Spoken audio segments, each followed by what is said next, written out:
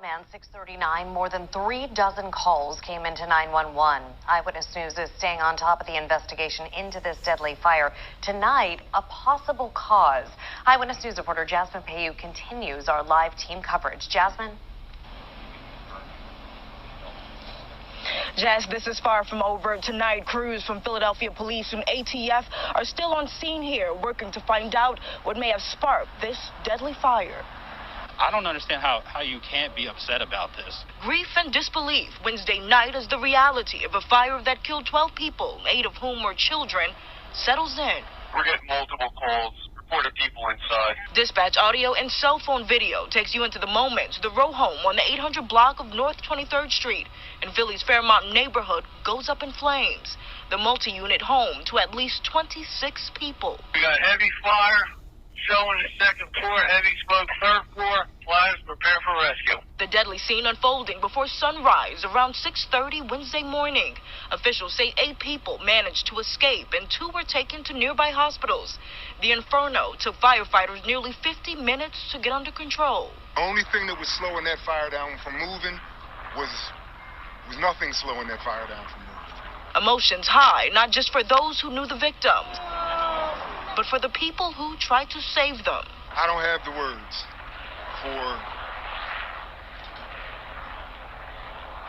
for how we're feeling right now as a community and as a department.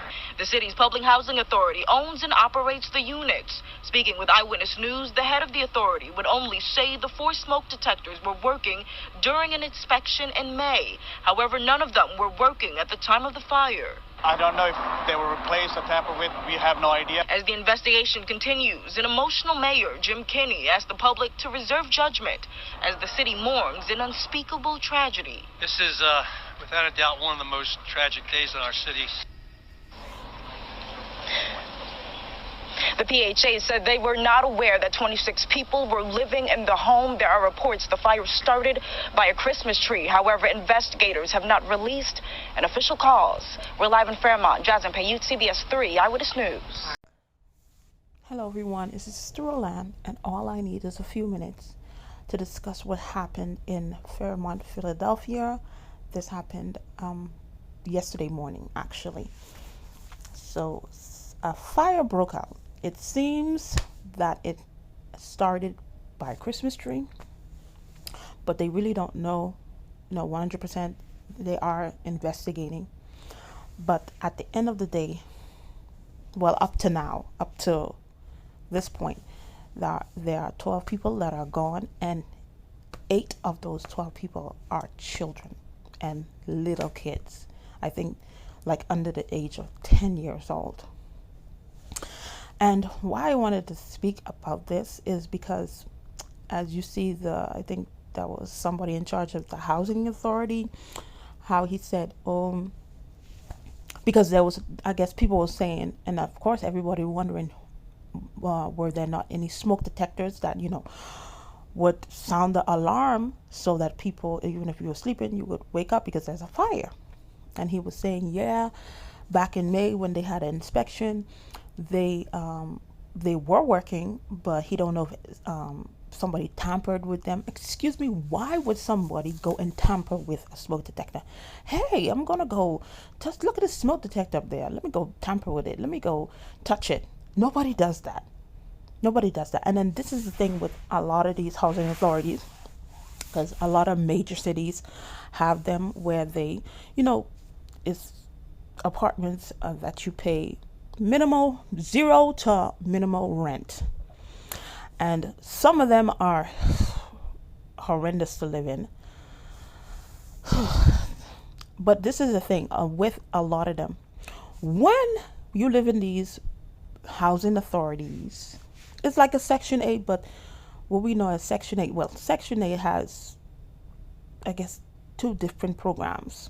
They have one, they give you a voucher, and then you could choose where you live. You don't have to live in those housing projects, like the one in Miami-Dade. I don't know for every other city. So Miami-Dade Section 8 has 2 programs. They have the voucher, where they give you a voucher, and then you go look for a place to live. You could choose anywhere that would accept your voucher. And then they have the project. It's called the project housing base something, and then you live in something like this place.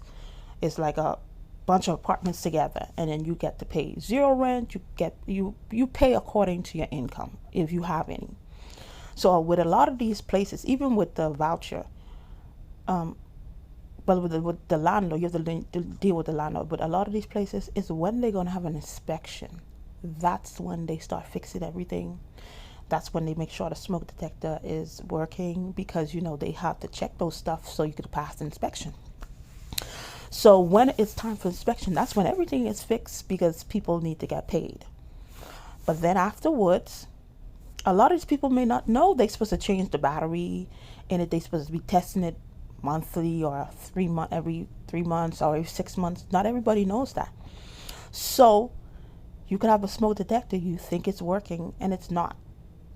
Me, I know to check it because a guy had told me that you need to check your smoke detectors. I think every 3 months or 6 months, he told me. So periodically, I always check my smoke detectors, but not a lot of people know that. So because of failures on a lot of people, especially when it comes to children, I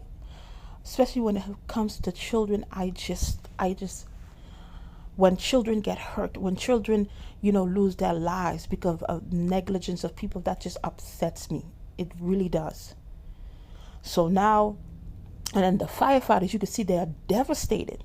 You can see how devastated they are, because he was like, nothing could stop that fire. He was like, nothing, because you could see it's like, wow, they are heartbroken. In a sense, traumatized, because they were unable to do anything, unable to save anybody. It's only the people that were able to get out already before, probably the fire got out of control. But at the end of the day, all these, and then I don't even know if there's going to be more people that they're going to find, because they're still investigating. So this is a tragic situation. Very tragic. And then this is the thing, they always do that. Every time it's a fair inspection, that's when they try to fix everything, and then after that, nothing is done. So in the midst of it, for May, that's now we're in January, so that's going to be it was almost going to be a year. So when did this smoke detector stop working? Nobody checked it. Did anybody educate the people they supposed to be checking their smoke detectors? This is such a tragedy. I really pray for the families of these children and these people that lost their lives because of negligence, and because of people just doing the work just to get a check, but not actually periodically doing what you're supposed to do to upkeep these places. That's why sometimes, not all the time, these places are a good place to live, because you put your life in jeopardy. And they say it was like only 2 exits, that whole building. I don't know. So that's all I have to say on this situation. But make sure you always periodically check your smoke detectors, make sure they're working, make sure they have batteries in them. Also, they have working batteries, because sometimes, depending on what you have, when it's going, the battery is dying, it will, keep on making that noise. But some of them, they don't. It's when you go and check it, that's when it's like, oh, this thing isn't working. So make sure you're checking your smoke detectors, people.